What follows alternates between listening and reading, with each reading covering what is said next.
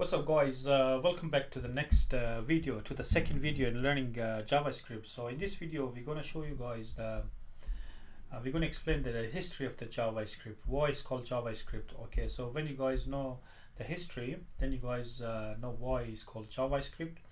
Alright, so we begin with the history. Is 93. The Mosaic web browser was released in 93. It played a key role in rapid growth of the World Wide Web, which is www as we know it. The developers of Mosaic then founded the Netscape. Now it's called Mozilla Firefox. So they changed the name from Netscape to Mozilla Firefox. And then Netscape was very famous around 95. They started around 93.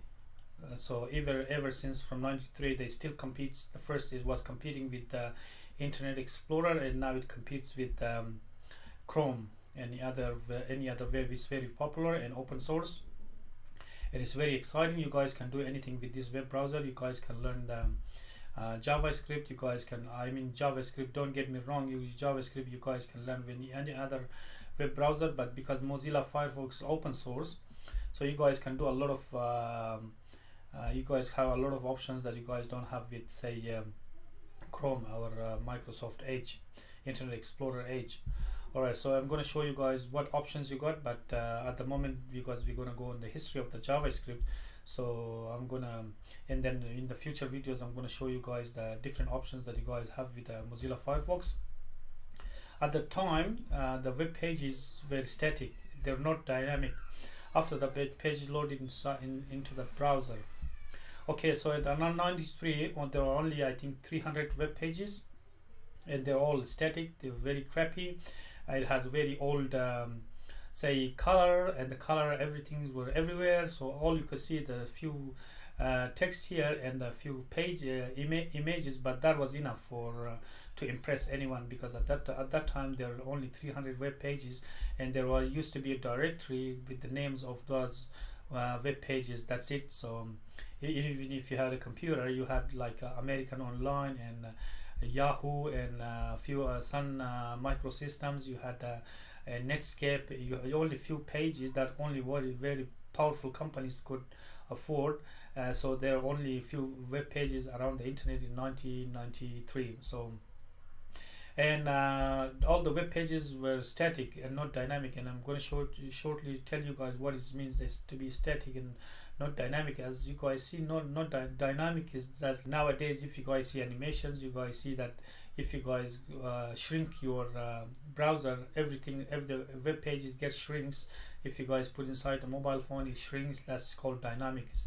The statics ones won't. So if you guys sometimes now and then you guys go on your mobile phones and try to open a web page, and the web page not shrinking according to the screen, so it is static. It means it's not a dynamic. That's a difference. So in 95 Netscape decided to add scripting language to Navigator. So they had enough of this static thing, and they decided to put some sort of animation. So they chose two ways. Okay, so they decided, they had a meeting and they said, what we're going to do to put this scripting language to Navigator.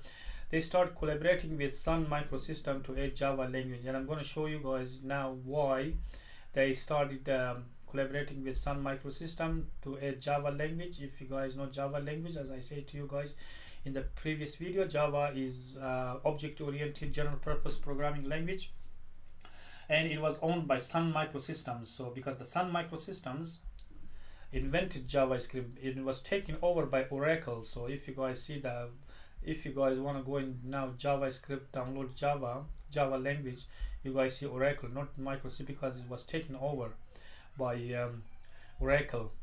And what was the second option? They hired Brendan H to develop this scripting language. So they gave him the task to put this scripting language to the Navigator, which was Netscape. And finally it was developed by Brendan H at Netscape. He called this new language Live Script, to make web pages alive. So initially it was called Live Script, so not JavaScript, to make web pages alive. So they were trying to say Live Script, that to give impression to everyone that this new language is live, it's gonna bring your pages. But why it's called JavaScript? and we're gonna see why. So around 96, even though JavaScript, they called it JavaScript because confusion with Java, but and I think to this day everyone is very confused JavaScript with Java even to this day. But because Java language was a popular and a hot new language, so each considered JavaScript for marketing. So at that time JavaScript was very popular. Java language was very popular, and everyone trying to looking at Java, and that's what they decided. Look, they had an agreement as well with Sun Microsystem. They're already in talks, so they said, why not we call this JavaScript? So everyone sees Java and sees JavaScript, they're going to use this Java because this for marketing purposes everyone's going to use. So that's what they decided to put this Java, because they got an agreement, and Java at the time was very popular. So 96 Netscape 2 was released, so around the same year 96, and at the time I think there was Microsoft also very powerful, and around 96 again, so 96 Java Live Script became JavaScript. Around 96 Netscape was also released, and 96 again Microsoft Internet Explorer was in browser war with Netscape. So there was this Microsoft IE Internet Explorer was in browser war with Netscape. You guys don't see now because the browser wars was around 96, because Microsoft was very popular at that time, very powerful. So Microsoft reverse engineered and built their own version of JavaScript called JScript for Internet Explorer 3, and Microsoft saw this Netscape built this live script JavaScript, so they reverse engineered and built their own version of JavaScript called JScript for Internet Explorer 3. So JScript is a version of Microsoft. Okay, so 97 Netscape submits JavaScript to ECMA, and as the starting point for standard specification for all browser versions. So 97, because this was at war with Microsoft, so they submit JavaScript to ECMA. ECMA is an international body, and I'm going to show you guys what it stands for shortly. And this led to official release of ECMA Script. So it was called ECMA. 19 June ECMA Script 2 was released. ECMA stands for European Computer Manufacturer Association. So it's an international body which oversees this JavaScript. So because this one ECMA puts everything, whatever standards comes in from this ECMA, it goes to every browser, and its standard body is ECMA, European Computer Manufacturers Association. So if you guys see, don't be surprised if you guys see ECMA Script instead of JavaScript. And because it was at war, Netscape, what they tried to, then they put the JavaScript to ECMA.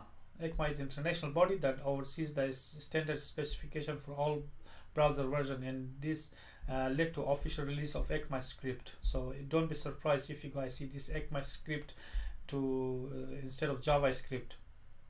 Okay, so in June 1998 ECMA Script 2 was released, and as I'm going to explain to you guys again, ECMA stands for European Computer Manufacturers Association. Alright, so 1999 December ECMA Script 3 was released. So the version 98 ECMA Script 2, and the next year ECMA Script 3 was released. Alright, so around 2000 work began on ECMA Script 4, but Microsoft became very popular and had 95% of the market share. So around 2000, you guys see, if you guys remember, the Windows XP at the time, Microsoft was very popular and had a 95% share of the market share, and JavaScript becomes a de facto client-side scripting language, and Microsoft stopped working with ECMA. So ECMA Script 4 was never released. So if you guys thinking from ECMA Script 2 and 3, and you guys never see this ECMA Script 4, because Microsoft stopped working with ECMA. So they said, I'm not gonna go work with you guys, that's it.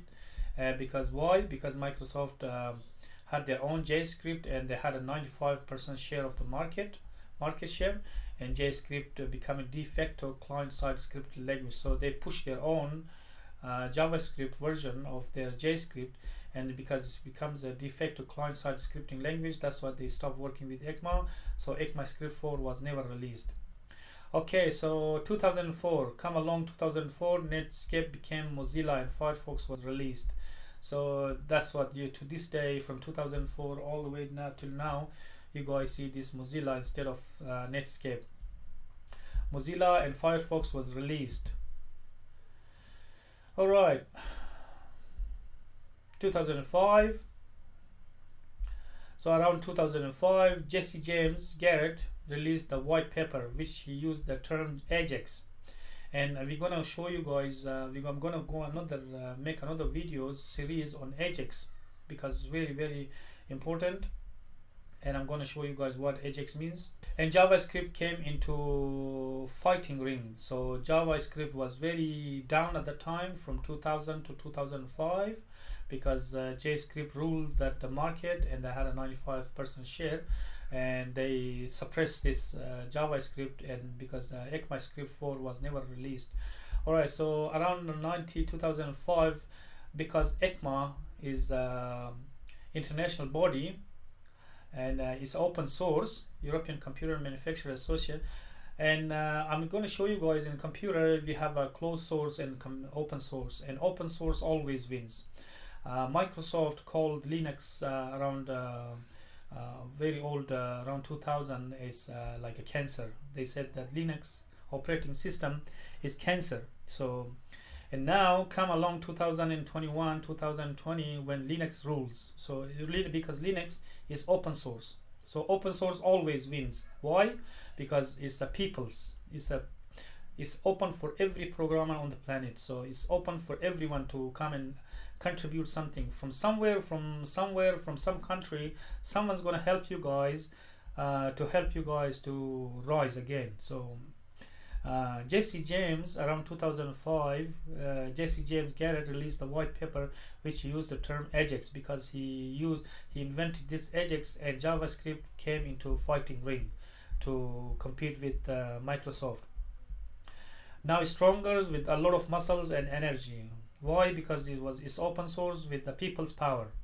Because of open source communities that created new libraries that included jQuery, Prototype, Dojo, Toolkit, and MooTools. So Ajax, jQuery, Prototype, Dojo, Toolkits, and MooTools.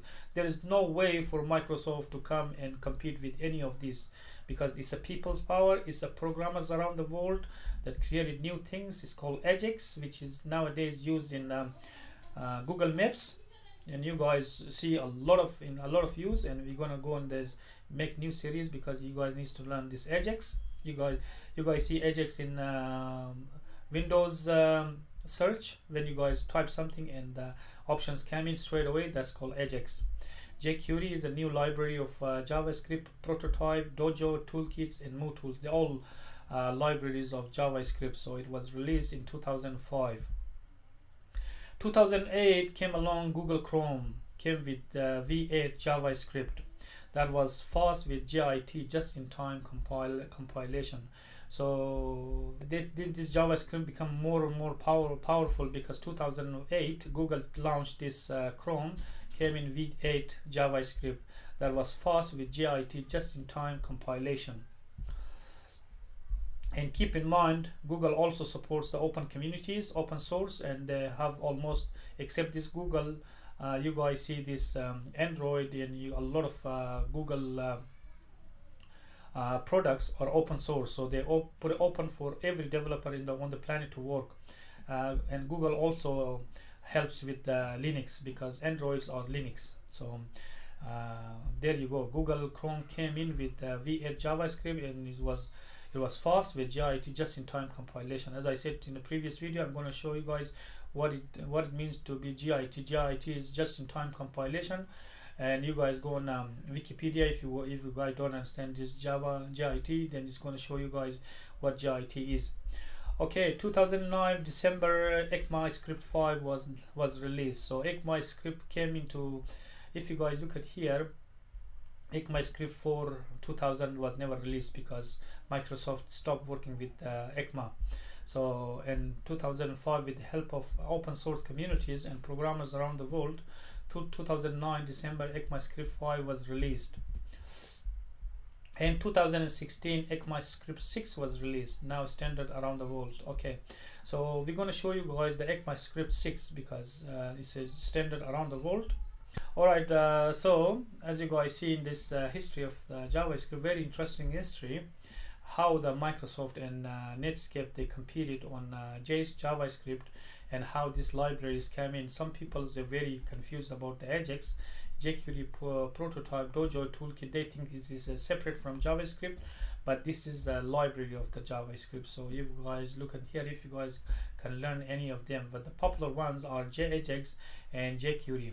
And Dojo is also popular, toolkits and more tools. So you guys can learn any of this library if you want, but I'm gonna show you guys, I'm gonna make another videos on all of these Ajax, jQuery, prototype, Dojo, toolkit and more tools, and I'm gonna explain to you guys one by one all of them.